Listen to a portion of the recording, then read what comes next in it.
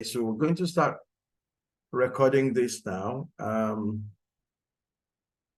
panelist is here to join us. So while we're waiting for him to join, Sean, could you please do some house, is it cleaning or warming tasks now? All right. Good morning, everyone. How have we all been? I know it's been an exciting web series. And for all those of you that have joined us since day one, we're glad to have you. We're so excited that you've stayed committed till this very moment. For those of you that have, so we have Dr. Lanre Phillips joining us. I think I'll just, Dr. Lanre Phillips, good morning. Thanks for joining us. Hi, Sean. Good morning. Good morning, everyone. Good morning, sir. Nice to have you. All right. So I think I'll just introduce Dr. Lanre and we go straight into the session. So Dr. Lanre, he's one of, it's not one, I think he's the greatest authority that I know so far in terms of customer acquisition, and business growth that I have known personally, and he's my mentor. He's my coach. I think I'm following in his footsteps, like close marking, and it's a great honor and privilege to have Dr. Lanre Phillips. He's a coach. He's a mentor. He's a serial business entrepreneur, and he's one of the thought leaders that is pushing for business growth across Africa. I would like you all to please welcome with me Dr. Lanre Phillips. Dr. Lanre Phillips, you have the floor, sir.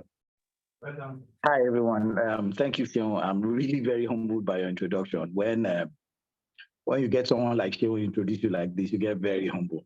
Okay. So we have 11 participants on the call. I am just going to jump into it straight away. So what I've done today is to set you up for a double dose. Okay, so I came along with one of my friends. Richardson, are you there? Hi, Richardson. Okay, I saw him there somewhere. I think he's muted.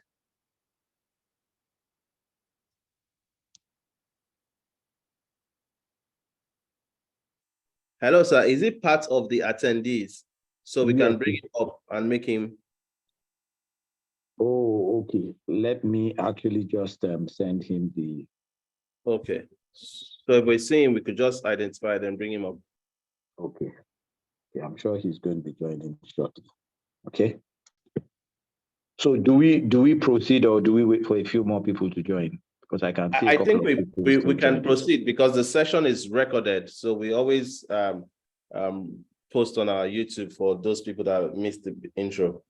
Awesome. So the session is recorded, and right now we're on Facebook Live. So there are people who have joined in on Facebook as well, who might not be part of this list here. So please go right ahead, Lanre. Oh, okay. Thank you. Okay, thanks. Okay.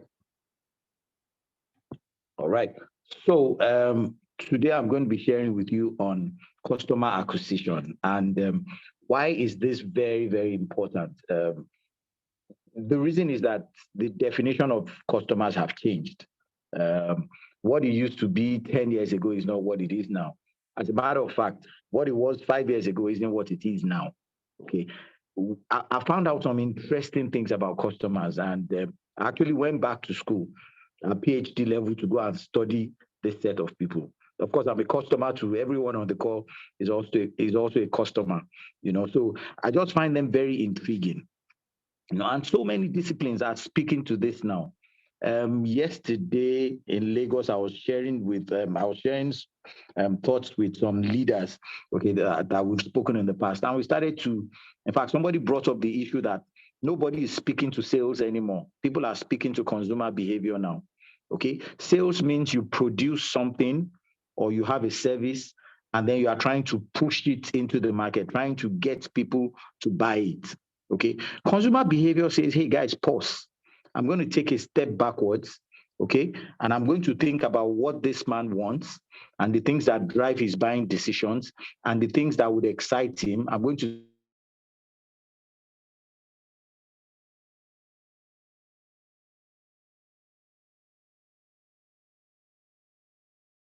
what he's. Can everyone hear me? Sorry, we lost you for a bit, Lanre. We lost you for a bit. This is 100% Lagos network. It's not my fault. Abuja That's network okay. is not like this. This is Lagos network. Anyway, so I was with a group of friends yesterday, thought leaders, and we started to think.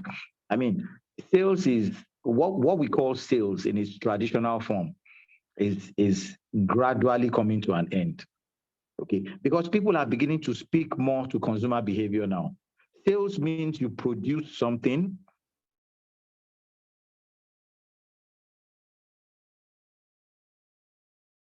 and then you try and put.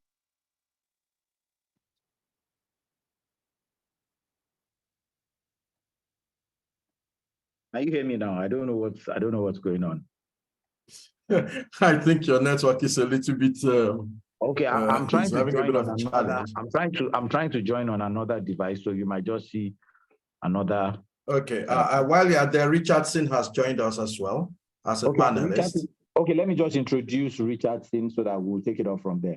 Okay. So what I did today was to bring like the best of both worlds for you. I would be speaking to you, but Richardson would also be speaking to you as well from the customer acquisition perspective.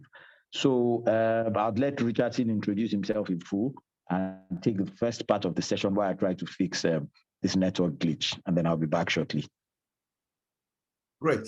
Right, so Richardson, you have the floor, but let me just finish my thought process first. So why customer acquisition is important is because the customer is everything, and I know you've heard this severally, but I'm re-emphasizing it again. Your business is not about you, your business is about the customer.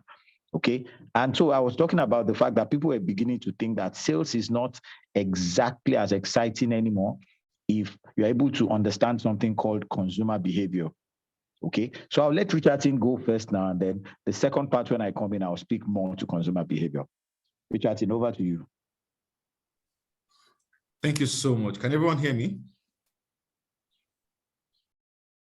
I can hear you. We can hear you. Go on. All right, great. Thank you so much, Dr. Lanre Phillips, for the invite. And so nice to meet everyone here. Thank you so much, Mr. Phillips and Mr. Sherwin. So my name is Richardson Ojeka. I am the founder of Africado Business Consulting. And what I love to do the most is to talk to startups and help them to develop their businesses. And I've been doing this for 9 years. Those 9 years were 4 years under the apprenticeship of Dr. Lanre Phillips. So yes, whatever I'm going to be taught today is an extension of the knowledge of Dr. Lanre Phillips. So we're meant to talk about customer acquisition. And I understand that we have just a short time to talk about this, but please feel free to cut me in at any time that you have any question. Just signify by raise of hand, and then we can proceed. Before I start, I'd like to appreciate what Kavik is doing. I had an experience with them. This was last year, and it was absolutely mind-blowing to see how the commitment, the dedication that Kavik is putting in to help young people. They have different days for different organizations, different creatives. It's like a hub for creatives, and that is something that is not very common, at least in the climes where we come from. And I really like to appreciate Kavik Nigeria for the commitment, the dedication into helping young people live a better life. So yes, thank you very much, Kavik Nigeria. Thank you so much, Richardson. It's great to have you on this. Really looking forward to your session. Yes, I wanted to ask, do you have a slide for us? Are you just speaking? No, we're just having a conversation, sir. Oh, great, great. I'm just going to ask the house, if you have any questions while Richardson is speaking, please leave it in the chat box or in the question and answer box, and we will address it presently.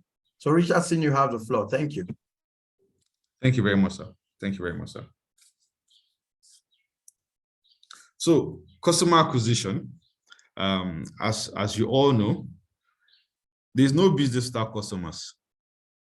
Customer is the most important thing the most important player in the business space, is the most important stakeholder in the business space. And there's always this debate that people have about a customer and a consumer, a customer and a consumer. Who is more important? Is it the customer? Is it the consumer? Is it the customer? Is it the consumer?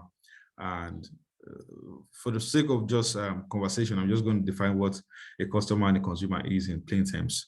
So someone said a customer is the one that customs, and then a consumer is the one that consumes. So a customer is the one who pays you, while a consumer is the one who consumes your products. Sometimes your customer might be the one who is consuming your product, while some other times he might not be. For example, let us look at young children and Ribena. Parents buys Ribena for young people, for children. The children are the consumers, while the parents are the customers. Parents buy Indomie for children. The children are the consumers, the parents are the customers. And so there's always this conversation: who should we please? Who should we build our product to impress? Who should we try to woo?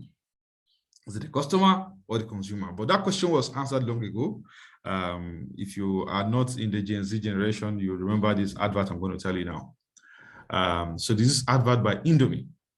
And the children were just coming to eat and everything. But when the mother came out, the children all formed the ring around the mother and they were dancing around the mother. And what were they saying?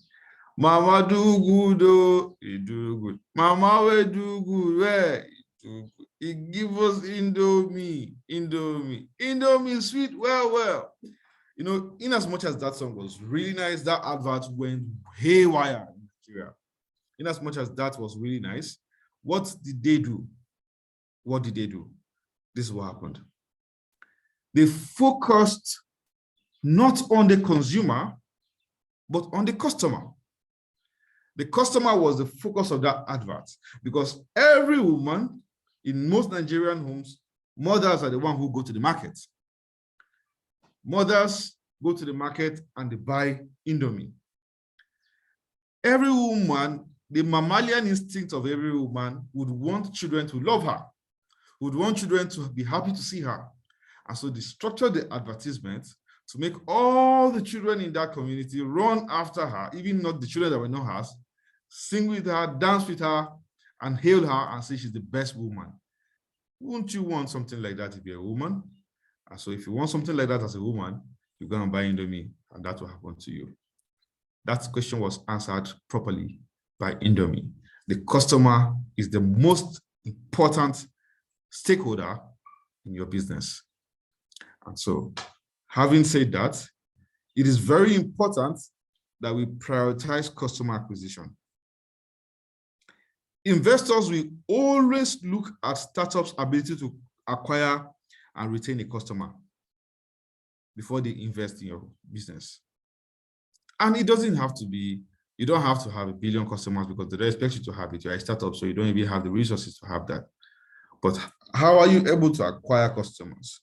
If one person buys it, then it means 2 people can buy. That means 3 people can buy. Well, how have you demonstrated that you are able to acquire customers for your product? For that to happen, you have to define your customer acquisition strategy. You need to have a clear and effective customer acquisition strategy, and it has to be tailored to your target market and product services. So this is it, right? You must have a strategy. The funniest person is the one who thinks that there's no strategy. You don't need to have a strategy. Just do as it comes. Do as impulse. Follow your heart. Don't follow your heart, please. Please don't follow your heart. Follow data-driven. Follow data. Use data to judge. And now let me say something about a strategy that you can have, right? For example, if you are in business and you're trying to do your advertisements or your promotions, please stop selling your services. Nobody cares about your services. Nobody cares about the different ingredients that make you unique. For example, just imagine watching a Peak advert, and you're watching Picnic advert, and Picnic is saying, oh, if you take a Picnic, it has 28 grams of calcium, it has 19 grams of this, it has 20 grams of milk. Oh God, you won't watch that advert, you press skip. But what did Picnic come and do? Papilo, one day, I know say you will make us proud. You want to sell a story. You want to sell an experience. Your customer acquisition strategy as a startup should be able to sell an experience. For example, Mercedes-Benz don't sell cars. All right, I think okay, Kavik, yes. Let me pause. Yeah. Richardson, we have people in the webinar who are from South Africa, from, I think, Zimbabwe, Ghana, and a couple of other spaces as well. So I just wanted you to have that at the back of your mind as you're speaking.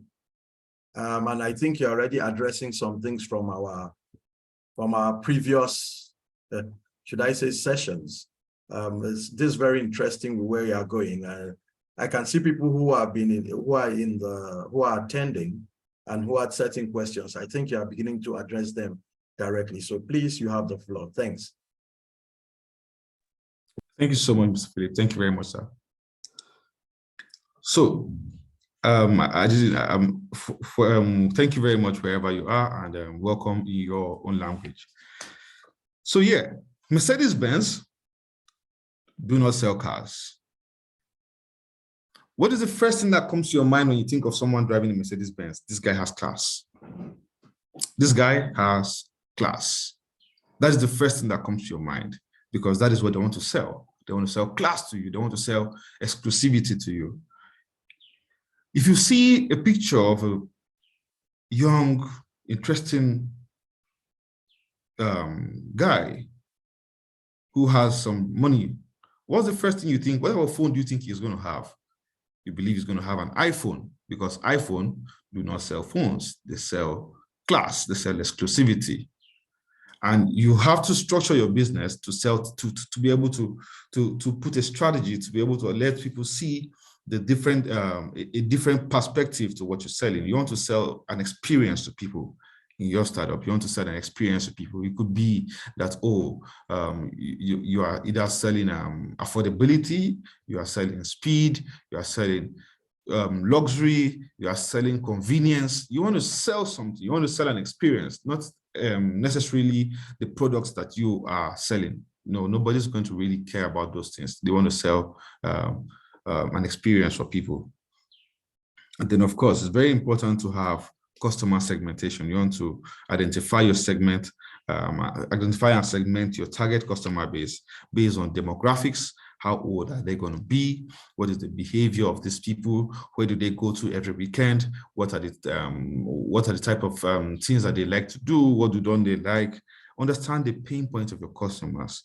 For example, if you're selling to women, what do women want? If you're selling to pregnant women, what do pregnant women want? You can be selling something to a pregnant woman that they wouldn't, that will irritate them, that will turn them off. You want to be able to see, what do these people want? Where do they go to? If you go to some cities in Africa, you'll find that those cities, they sleep earlier than other cities. They sleep really earlier than other cities. So by 9 p.m., those cities are closed. People are going home to their houses. So those type of cities are built based on, they are more family-focused cities. You don't want to go and put a nightclub there because, of course, these cities, they sleep very early. But if you come to bubbling cities like Lagos, of course, those type of things will sell, because the cities, it depends on the behavior of the people in that community. And after you do that, you want to be able to do something very important. Your KPIs. KPIs are key performance indicators and metrics. You have to be able to track key metrics like customer acquisition cost. How much does it cost you to get one customer? It is very important. How much does it cost you to get one single customer? What amount of money are you spending before you are able to get a customer? The next metric you want to track is your customer lifetime value. How long does a customer stay with you before he leaves? Does a customer stay with you for a week, for a year, for 2 years? What is your ability to keep a customer? What you are not able to track, you cannot be able to measure. You need to be able to measure these important indices. And demonstrating a solid understanding of these metrics will definitely instill investors' confidence in you. It means that you have gone ahead to do all your homework, your assignments. You've been able to go to look at what it costs you to get a customer. You've been able to look at what, how long a customer stays with you. And that thing you want to do is that you must prove traction. You must prove traction. You have to have evidence of a successful customer acquisition and growth. There has to be evidence. There has to be that, oh, you've been able to buy these over time. You've been able to have these customers over time. You've been able to grow your business from here to here over time. It's very important for you, for an investor to want to invest in you. You want to be able to prove traction. And you want to show traction through sales. What type of, how many sales have you done? What's the number of partnerships you've been able to see over time? What are the meaningful milestones that you have achieved in your business? There has to be traction. There has to be a track record of what you've done as a business person. And the biggest thing that one of the biggest myths that young businesses think about is that they always think that you need to have the whole city patronizing you. You need to have 10 million people. No, you don't even need to have. You can even move from having 10 users to 20 users. That's growth. From 20 users to 50 users, that's growth. But the fact that you are able to measure each and every part of this growth is a very, very important strategy for your cost, for your growth. And what are the different funding options for customer acquisition? You want to consider some funding options such as seed capital, seed funding. You want to consider options from angel investors, from venture capitalists, you can even do crowdfunding to fund your customer acquisition costs. You can even get some funding from friends and family. In Africa, where I come from, that's the fastest way to raise cash for your business, friends and family. You want to be able to consider all those options. But then with the friends and family, you don't really need a very structured approach to that. You can easily walk up to your friends and families and ask them for some resources. Meanwhile, with angel investors, with venture, you have to have some important things like pitch deck. You need to have a pitch deck, you need to have a business plan, you need to have traction, you have to have all those things. And they need to be clearly articulated. And let's talk about pitching to investors.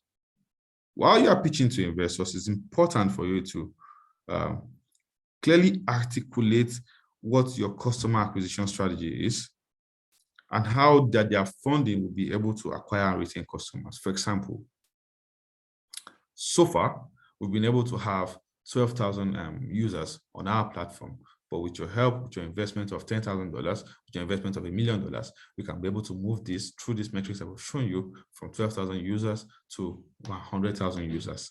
That's a clear path because you've been able to sit down to articulate clearly what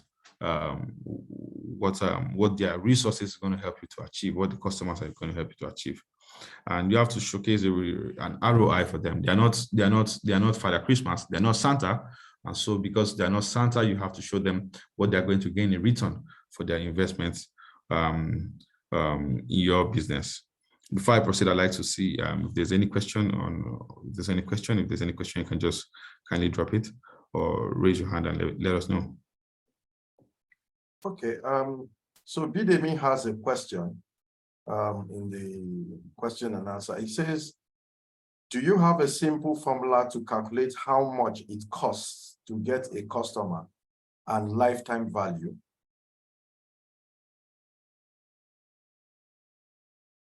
Did you get me, Richardson?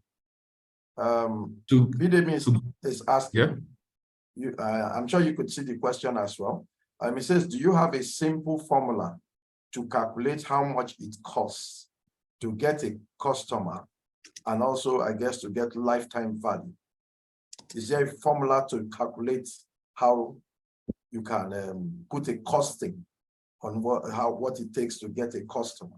I guess that's what Idem is saying.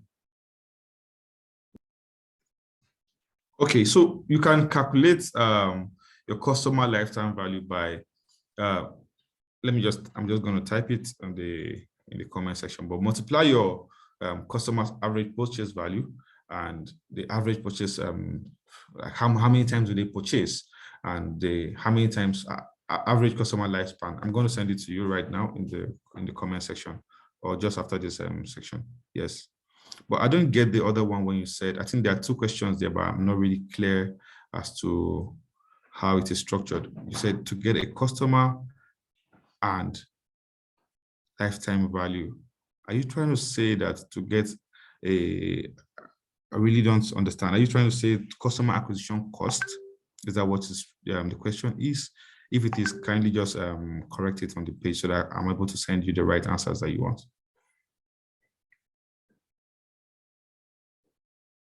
Yes, the two metrics, customer acquisition cost and customer lifetime value. That's what I mentioned. Okay, that's what you want. All right, I'm going to send it to the group. I'm going to send it to the message. Fantastic. Any other question?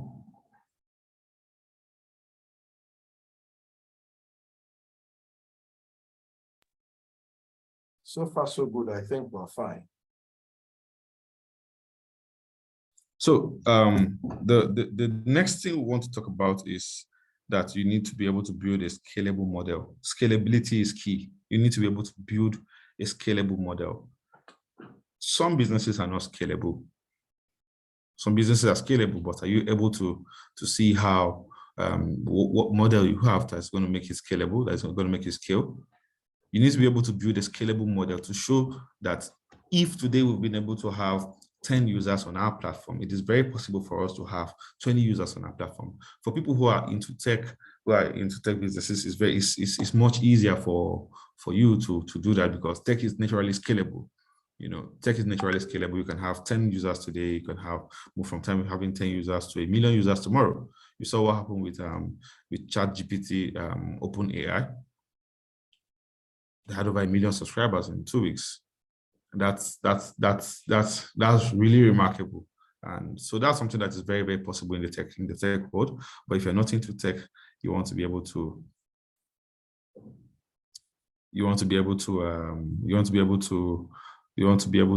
prove that your business, your idea, your plan is scalable. And that does not go in any way to invalidate the different the different businesses that we have, both brick and mortar and tech businesses. No, brick and mortar businesses still sell. People will still go to Starbucks. People will still go to restaurants. People will still go to make their hair in brick. You can't use tech to make hair, right? It's not possible. You can't braid hair with technology. So I'm not sure you can do that yet. But yeah, it's very important for us to understand that whatever business you're having, you need to be able to show that there's a future for it. There's ability for that business to be able to scale. So you have to prove it in your pitching to your investors.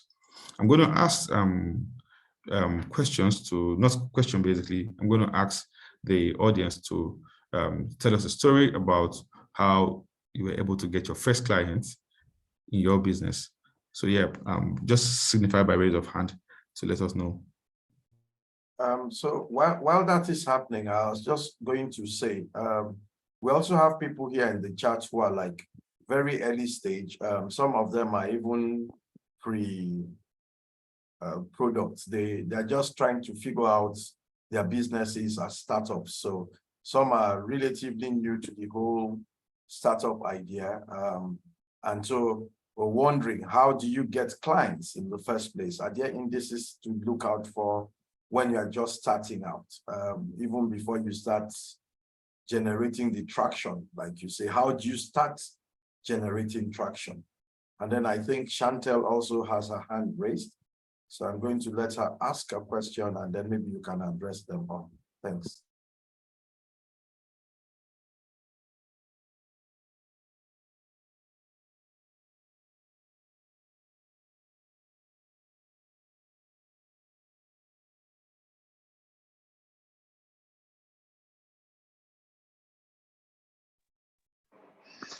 Hi, good afternoon, everybody. Chantal from Organic Bella here. Can you hear me? Go ahead, Chantel. Go ahead. We can hear you. Yes, we can hear you, Chantal. All right. To answer the question, I'm an early stage business, about 7 months old. And how I've gained my first customer was basically going out there, doing markets and connecting with people. I've had samples with me. I let people touch, feel, smell. I didn't sell. I just said, just come and smell, come and touch. What do you think about it? And then people will say, oh, wow, like they get intrigued with it. And then I say, okay, I do have stock if you're interested. And that's how I make my sales. And it's proven each and every function, each and every market I go to, that has been working for me. If I don't have anything to smell or touch or see, then I don't get customers. People walk past me. So that has been working for me. Thank you. Thank you very much, Chantal. You walked up to your clients by themselves, by yourself. I have a stall. So normally I'll have like a little stall with a display and exhibition. People would see me, but I would just start chatting to them. I would attract them by saying, hi, how are you doing today? Can I just show you something? Would you like to smell? And then like give them a little bit of details and then have them have the experience, because a lot of them, like even yesterday's show I went to, people said, oh, but I didn't even know that they wouldn't have considered me if they didn't have the experience of the smell and the feel of the product. You sell perfumes? No, I sell organic, vegan-friendly lip balms. I'm starting off with that. Yeah. Brilliant, brilliant, brilliant. Thank you very much. So that's a very innovative strategy, actually. And yeah, there's someone else, God's gift, Ejechi. Yeah, good day if you can hear me. Yeah, can you hear me, please? Yes, Go 100%. on, God's gift, we can hear you. Go on. Okay, yeah. When I started out, I reached out to a friend, like a family friend from childhood, and told him, "Oh, I'm starting looking at this. I'm working on this." He just said, "Okay, that's fine." And in 2 weeks later, he called me that, "Can I pull this off?" I said, "Wow, I can." Even if I didn't have the enough capital, I just said, yes, we can do this, we can do this. And just by word of mouth, he just referred me and we pulled it out. But he was saying, please, I want to trust you on this so you don't, I need the right product. I said, well, yeah, if it's for, I would rather die than sell fake products, you know. So just like that, we just did it. And in 2 days, everything was clean. So that has how I got my first customer. Thank you very much.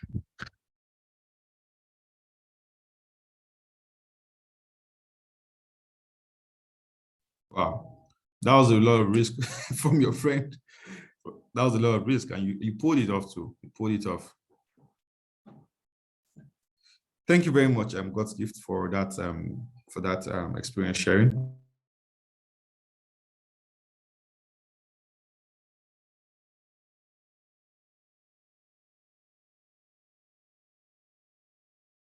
Hello. If we don't have questions at the moment, maybe we could just continue. Richardson. Do you know, I was actually speaking to myself. I thought I'd unmuted. No, you haven't. Thank you very much, God's gift, for that brilliant experience sharing. It was very bold of you to take that type of risk, and your friend was very, very considerate to also give you the opportunity to. That's really great. So yes, the question Mr. Philip asked was how about people who have not even raised capital before? How about people like that who have not even raised funding, who doesn't even have customers before? And the answer is, so with early stage startups, you are going to need early adopters, people who are going to adopt your product early. And you will have to do it with people that are very familiar with you first. And the best way to do it for me would be to approach people. And so there was a time I was we were helping one of our clients to start up her business. And she was into tech. She was a tech lady, so she's trying to build websites for people. And it's not very, very common for people to just want to trust you with their website just like that. So you know what she did? She walked up to each and every one of them, put a phone call to them and say, hey, I'm starting this so business, and I really like you to support me. I really like you to support me in patronizing my product. And she spoke to about 10 people, one person gave her a chance. So yes, you're going to have to work your contacts if you're going to start a business. You definitely have to work your contacts. You're definitely going to have to, that's the easiest way. Walk up to people and tell them. The next thing you want to do if you don't want to walk up your contact is to have, to walk up to cluster groups. For example, if you're into, let's say home tutoring, maybe you're doing home tutoring, you're teaching people, kids, you have to go to their parents' office and advertise your services to a lot of people. But of course, sales is something that you can never, ever take out from customer acquisition. You have to sell. You must sell. You must sell your product. You must sell. Coca-Cola is still selling. They're still doing advertisement for us. Pepsi is still doing advertisement for us. They are still coming to do activations, shows, and all, just so that you can keep buying their product. So yes, the more people you walk up to, the more chances you have. You have to make those calls. You have to work your contacts. You have to pick up your phone and call people that you think can patronize you. And just like Mr. Elechi, they might just buy your product, and they will buy your product actually, because if you sell, they'll say, oh, I'm not really sure you can handle it, but you know what? I'm going to give you a chance. And they will give you a chance. So that's something that you can explore over there. I think that answers the question, but if you have more questions and you have more experience you want to share.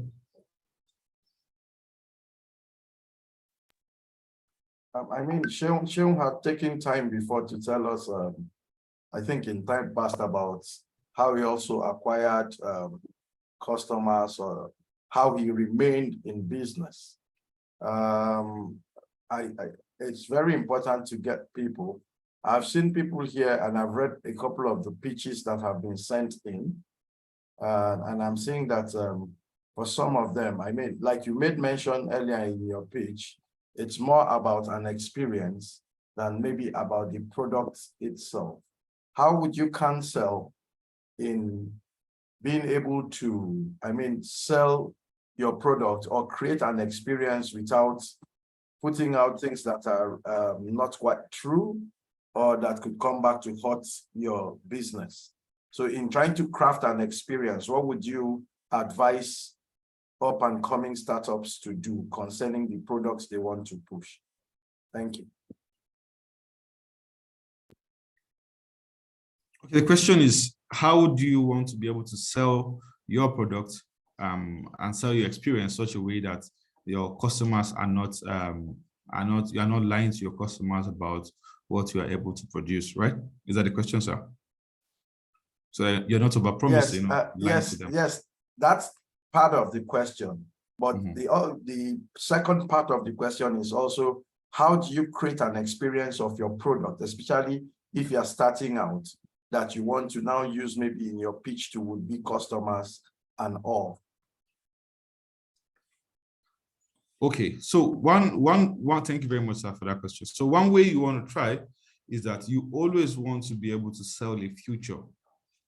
Your business is not anywhere close to where it wants to be or where it's going to be, but you are talking into the future of your business. You want to sell the future of your business. You want to sell, because at the end of the day, your customers are going to go on a journey with you. You want customers who are going to go on a journey with you. The iPhone that we have today, okay, Harriet, the iPhone that we have today is a huge difference from the first iPhone that came out. But we iPhone users have been able to follow iPhone on a journey. You want to sell a journey. You want to sell a story that tells a journey. So you are telling a vision. People want to follow visionary companies. People want to follow vision. People want to follow someone who is headed somewhere. So all the experiences you're trying to craft must tell a picture of where you are going to. And that is why in the initial time of starting your business, it's important to have some things such as your mission, your vision, your values, and your objectives. Those are very underrated processes that have been underrated, but it's very important. You need to have a vision of where you're going to. You need to have a picture, clear picture of where you're going to, where you're taking your people to.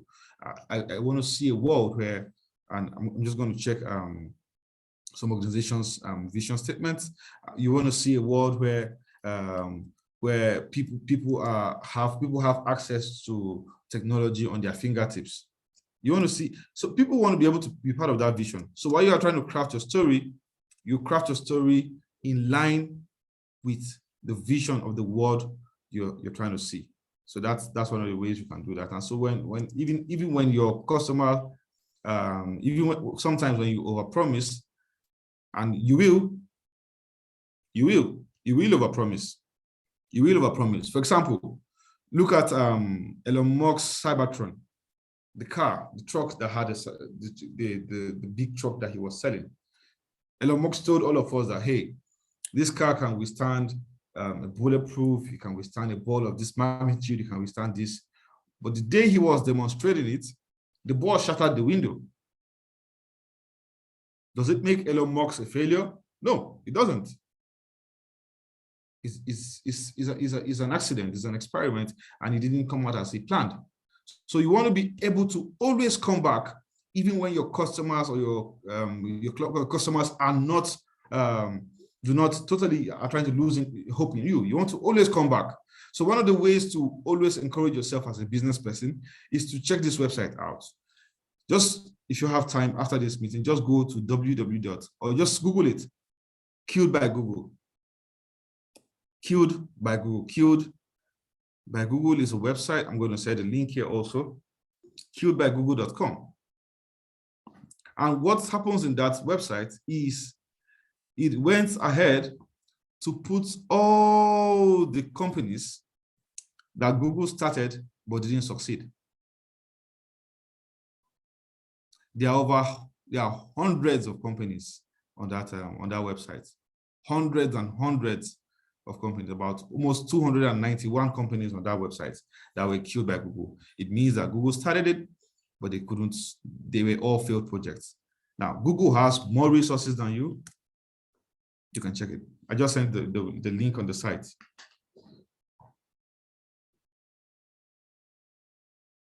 Yeah, okay. Indeed, that link is there. You did put a formula up on the chat, but then it looks like you took it down again. Oh yes, so because I'm trying to make it more understandable. I'm trying to explain okay, the different terms. Yes. All right. So I have a question as well. So these are two different things. One is how when you're creating an experience that you can use to grow your customer base. My first question would be, where do you find customers as a business starting out? What are the indices to look for? You've mentioned earlier about maybe their habits or things. Could you go a little bit, be a little bit more specific? Where could businesses, what are the kind of things to use to look for? Are there tools out there to help you maybe generate customers or go look for them? I don't know, just asking. All right, sir. Thank you very much. I think that they're saying they can't see the link, but I'm only able to share to the host and panelists. So if you can share to everyone, that would be great, sir.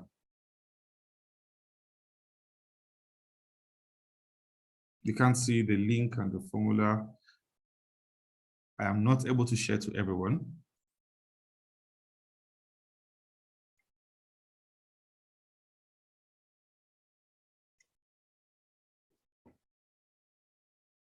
So, Mr. Phillips, I think I'll leave that to you, sir.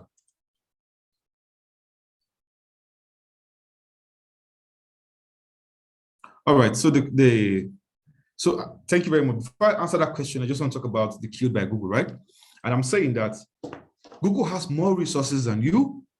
Google has the best technicians, they have the best tech guys, they have the best, they've done a lot of research, a lot of data. I mean, they own Google, right?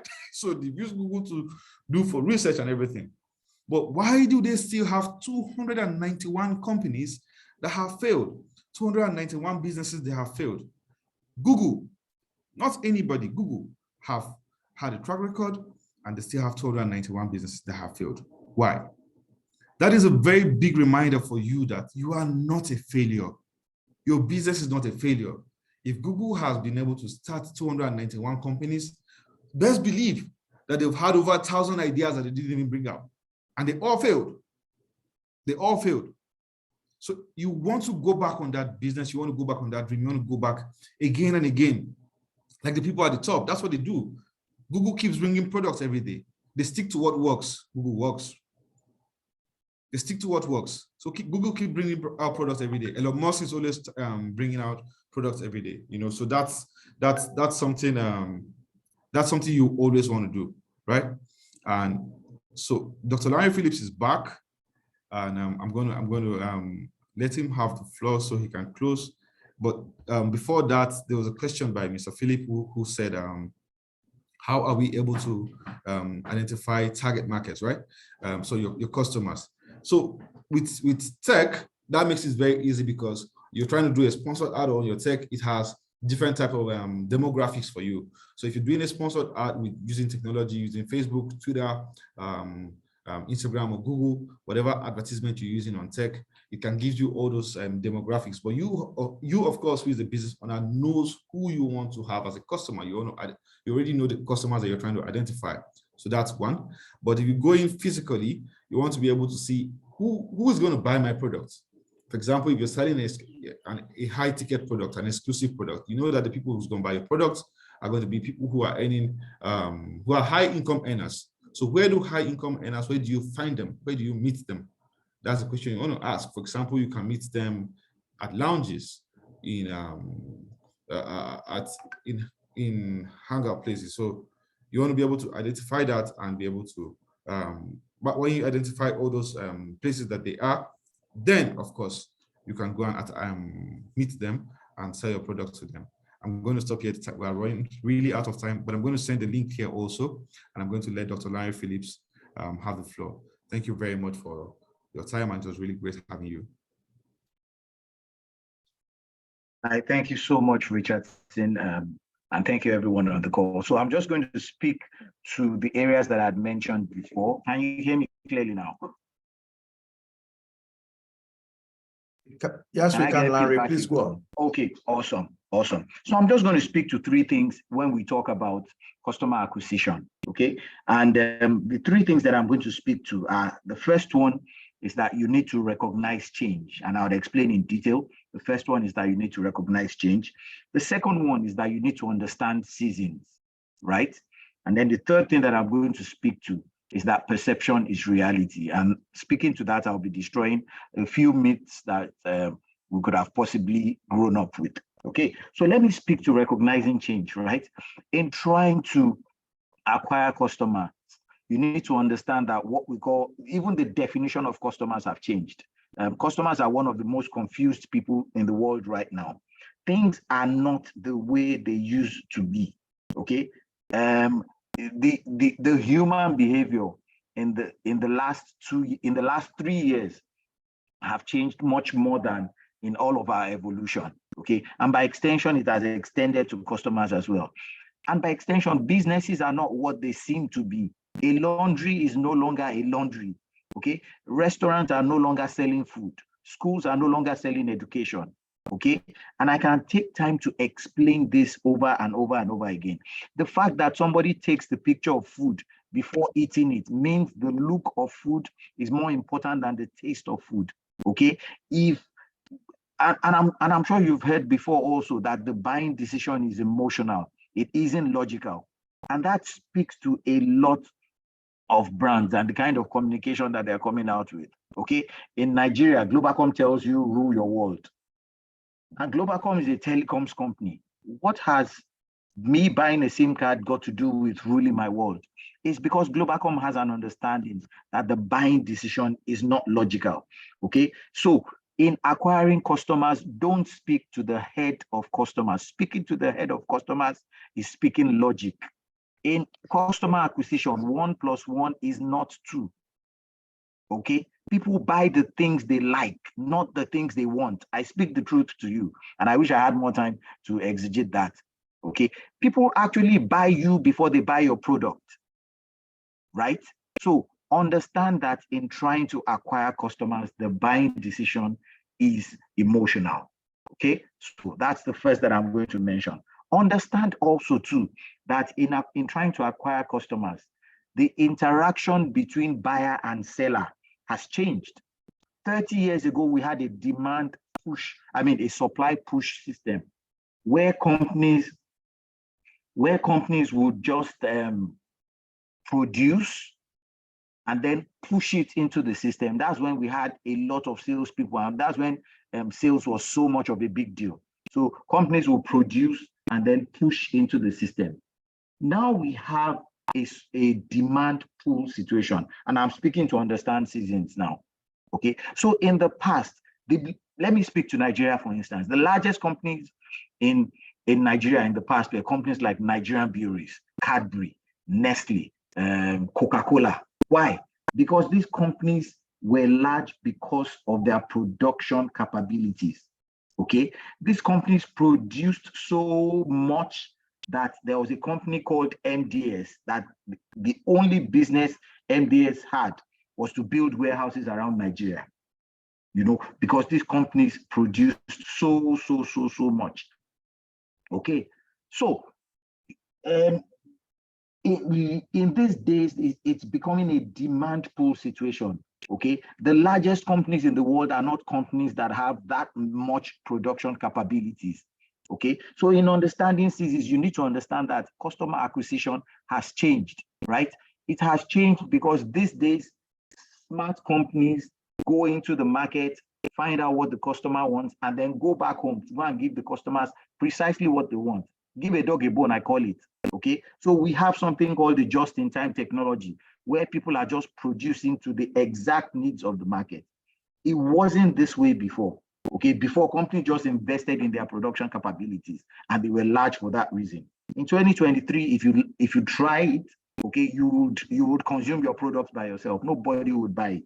Okay, the third thing that I want to speak to as I close, okay, is that we have developed so many myths in the course of our growing up, especially in Africa. Okay, so across Africa, we have lived with myths, some of them from our parents, some of them from our environment.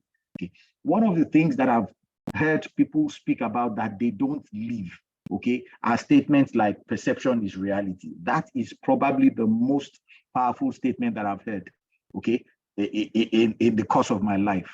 And I know you must have read books. I know you must have heard people tell you stuff like, don't bother, just be yourself. You can be anything if you are yourself. Friends, you've got to watch it, right?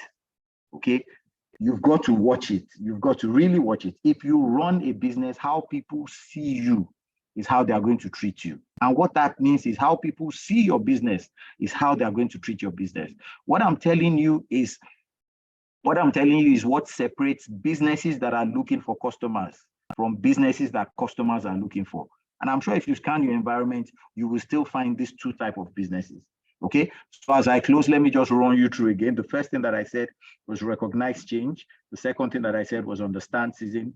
The third thing that I said is start to destroy some of those myths. Okay, things like perception is reality, because perception truly is reality. We need to really concentrate to ensure that how people see us.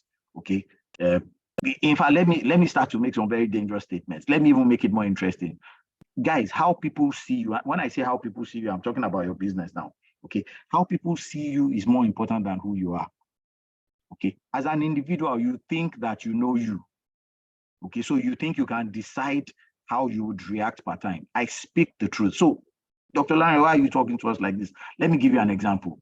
Okay, if, for instance, somebody says, Dr. Lanre, can you kill somebody? I'm just going to say right here and then, it is not possible. I cannot kill somebody. If somebody adjusts it a bit and says, and God forbid, Dr. Lanre, if somebody rapes your daughter, can you kill? Listen, the same question, the same person. This me will kill the person, kill his mother, kill his father, go to his village, go and kill everybody in his village. The same person, the same question. Okay? Different circumstances. So you really don't know you. What we live with is people's perception of us. Dr. Lanre, is people's perception of us always correct? No, most times it's actually not even correct. But unfortunately, people will treat you how they see you, right? So you've got to be very, very jealous about the perception of your business in trying to acquire customers. Okay, things have changed. Things are no longer the same. Ceteris is no longer paribus. Okay, we grew up hearing this every day. Ki sera, sera. Ki sera is no longer sera. Okay, things are not exactly how they used to be anymore. So in trying to acquire customer, in trying to understand consumer behavior, You need to recognize change, you need to understand season, and you need to destroy some of those myths and know the ones that you would hold very closely, right? So on this note, I'd just like to pause and take any questions before we close. I know we've got just 3 minutes left, and I apologize for coming back rather late.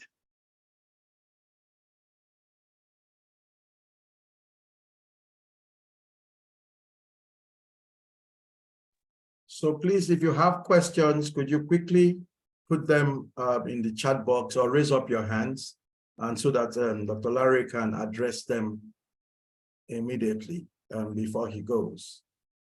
Any questions, please? And please, if today is the first time you are joining this session, I would kindly ask that you give us your name, your address in the chat box, and your gender as well, because we're trying to connect the name of your business to. We're trying to connect people with mentors who are appearing on this program so that we can pair you or match you properly. Thank you. I think Theo has a question, Lanre. He says, do we create the perception of how we want to be seen as a business person? Okay, interesting thing. I'd recommend, let me drop it in the group. There's a test that I like to share. Okay, you can look it up. It's called Dr. Phil's test. Okay, Dr. Phil's test does not tell you who you are.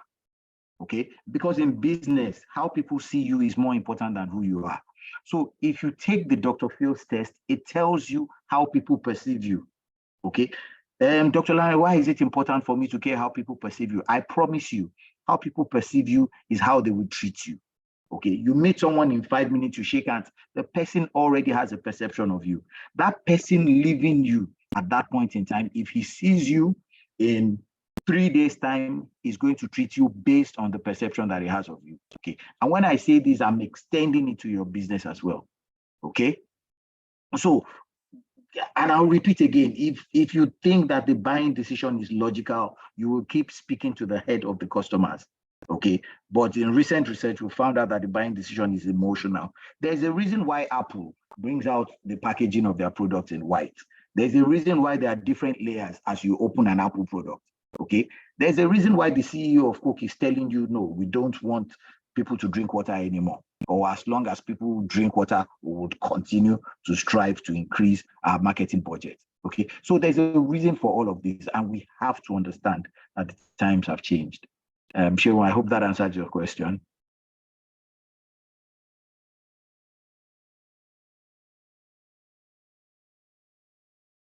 So Lanre, someone is asking a question here. Sorry, I'm just trying to pull it up. It says, what if I say that I don't care what others think of me and my business? Can this be destructive thinking? Absolutely. Perception is reality, friends. Perception is reality. Listen, and let me see. So, Theo, have you realized that there are some stores you enter, or let me look for a better example. Have you realized that you enter into some stores, okay, and you see the pricing on those items, and you start to haggle? But there are some stores you enter, and you see the pricing on those items, and you just don't haggle. You just check your pocket. If you have enough, you pay for it. If you don't have enough, you walk out. Is your perceived notion of that business, right? And I hope that answers your question, okay? So if you say you don't care what others think of you in business, you're destroying your business, okay? Because people's perception, your customers' perception is all that they live with.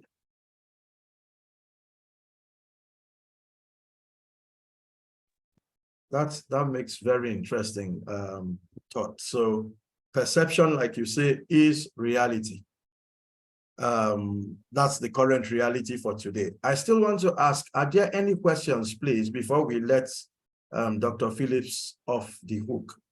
Do you have any business-specific question you want to ask him now that we have him in our firing sites? Any questions, please, quickly, because I think his time is spent. I think his time is spent. So leave any questions for us quickly in the chat box. And if there are none, and then I'd ask Shaun to come back online and okay, there seems to be a question. Let's see. Oh, okay, good. So someone's asking Lanre, are there tips for us as business people to improve the perceptions of our customers? Absolutely, absolutely. So let me just give you an insight because our time is fast spent. So if you take the Dr. Phillips test, okay, the outcome of it is that you would see how people perceive you, right?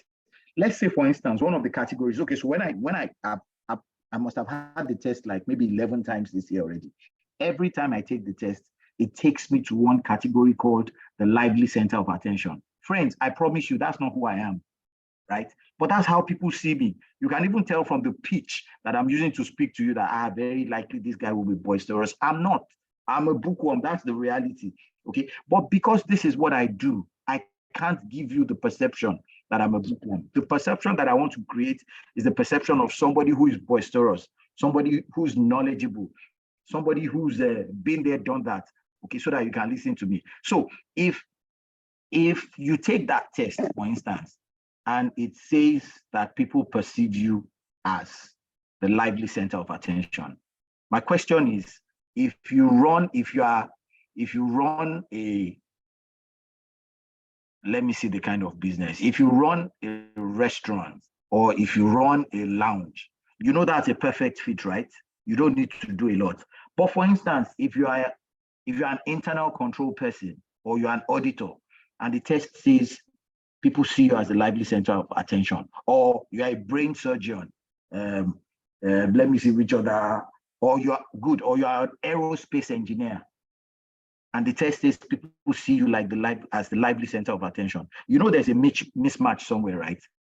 So all you need to do is just adjust accordingly, okay?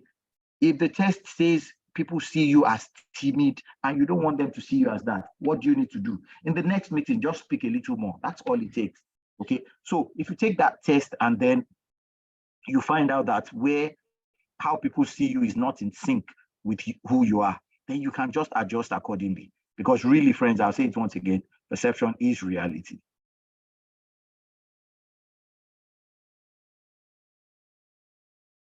Thank you so much, Lanre. Great session. If you don't mind, please drop your probably LinkedIn contacts, because some people I'll just drop my you. social media handles. Yeah, great. So that you can reach. Samuel is asking, is it Dr. Phil's test? Yes, that's correct. I think we're going to let Lanre off the hook now. Someone's asking you, where can we get Dr. Phil's tests? Just check online, you'd find it. Just okay, just Google. Do a Google search and that would turn up. Yeah. All right, great. Lanre, thank you so much for taking time out of your pleasure, very crazy me. schedule to help us. And Richardson as well. It's been so amazing having you. We'll be reaching out to you as the days go by. We're trying to get some mentorship program running with this. And so people would, as we would probably send their pitches and things to you, so you could also help us with regards to what you've spoken, look at what they are doing and see if that works very well. I think Chantal has also shared a profile on the chat box as well. So our next session, Seun, can you just run us through the next session as you close this? All right, guys, you'll all agree with me that's been an interesting session. Thank you once again, Dr. Lanre Phillips. It's always an amazing time learning from you. Mr. Richardson, thank you so much for joining us today, and we really enjoyed your session. All right, can we all say thank you to both Dr. Lanre Phillips and Mr. Richardson at the chat session. So this is my personal invite to you all for Monday. Monday, we're going to be talking to you about mentoring, right? So yes, you've learned how to evaluate your business, how to raise funds, how to talk to investors, but then you need to be guided. You need to ensure that you have the right person to ask the right questions as you walk through your startup journey. And we would be having Bosola Beckley with us on Monday, same time, 11 to 12. Please don't miss it. Ensure you make it a date. And we want to tell you that it's been an amazing time today. For those of you that have not sent in your pitch deck, please ensure you send in your pitch deck so that we can review it and give you feedback. So thank you once again, everyone, and please do have a great day.